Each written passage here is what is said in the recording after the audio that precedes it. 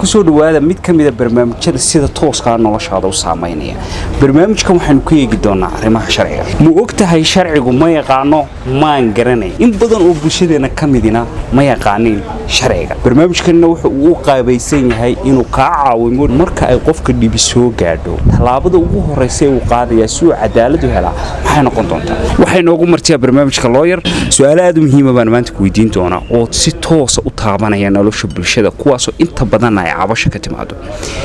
Su'aasha koowaad aan ku weydiinay waxa weeye qaybo kala duwan ay bulshadu ku kooban yihiin. Qaybaha kala duwan qaar miyi bay ku nool yihiin, qaar tuulooyin bay ku nool yihiin, qaar magaalooyin bay ku nool yihiin, qaar wadan yar, qaar wada lacag haysta. Sidee qof kasta oo halka ka daawanaya oo muwaadin oo Soomaaliland marka ay dhibaato la kulanto ama si uu taacadi ugu yimaado sida ugu fudud oo cadaalad u heli kara maxay tahay. waxa horta markuu qofku case ama problem ay soo wajahaan uu doonayo inuu cadaalad ka helo number 1 step koowaad uu qaadayo waa inuu kala tashado qof yaqaan ama sharci yaqaan qofkaas oo kala talinaya qaabkii uu wajihi lahaa problemkiisa si loo xalin lahaa sidoo cadaalad u heli lahaa mar walba waxa muhiim ah qof kasta oo problem la kulmo inuu la kulmo qof sharci yaqaan maadaama bulshadina danyar isaga badan tahay lawyerku inuu lacag badan ku oranayo arintaas qofku wuxuu ka sii warwarayaaba inuu ka doorbido odayaasha iyo dhaqankii inuu xaqi kula noqdo khilaafkii intuu lawyer iyo maxkamad iyo markii qofka maskaxdiisa waxa ku soo dhacaysa lacag badan lawyerkii inuu ka rabo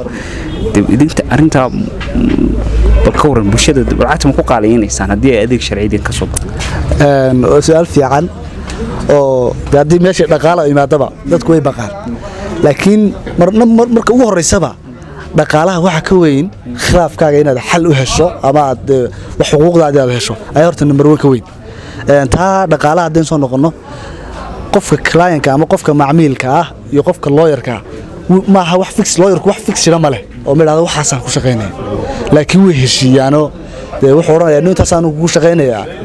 isaguna wuxuu oranaya waxay gida sidii waa surface la bixinayo mar walba waa negotiable way waa wax laga wada hadli karo qarangladiisii waa qof binaadana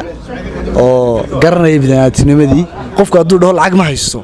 bilaash buu ugu shaqeyn karaya wax ka hor istaagaya ama soo taagaya ma jirto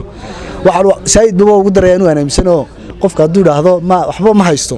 in dee waxyaabo badan oo qarashaadka yarar baxayimka wakaalada kale la cashuurayo waraaqa waxay dee takaliif yarar baynu ka bixin karo oo ay weyna ka bixiyaan oo dee qaranadu way qof binaadana weey ma aha qof dee lacag soo urursi ma adeeg inuu qabto umada bulshada u shaqeeyo weey meesha laakiin qof tuulo jooga ama aan hargeysa joogin caasimadii joogin sidoo helaya marka qariiqan waxa jirta institution ka shaqeeya oo adeeg sharciyo lacag la'aan bixiya iyo qareenadu adeeg lacag la'aan way bixiyaan marka qofku wuxuu la soo hadli karaa ama la soo xiriiri karaa qof qariiqana qofkaas baa la talin karaa oo markuu la soo xiriiro qofka qariiqanka wuxuu kala talin karaa adeeg sharciyo uu baahan yahay ama qaabka uu wajahayo problemkiisa si loo xalin lahaa marka tusaale ahaan oo kale idinku adeeg sharci baad qabataan ma ogolaanaysan in tusaale ahaan ciwaanadiina baahiyo si dadku idin la soo xiriiraan dib kuma jirto in numberkaad baahiso qofka si loo soo xiriiro qof ay problem uu haysto dibna kuma jirto in la soo xiriiro qofka qariiqanka la soo xiriiro oo ka xalliyo ama uu sheego habka ugu fudud ee uu xallin karo khilaafkiisa ama problemka soo wajahay waxaan inta ku soo gabagabeynayna waraysigeeni barnaamijkii sida tooska u taabanayay noloshaada ee la xiriiray arrimaha sharciga wixii su'aalo ama comments ay ku soo qori doontaan barnaamijkan barnaamij ku xigay inta ku kulmi doono waxaan kaga tagnaa assalaamu calaykum waraxmatullaahi wabarakaatuh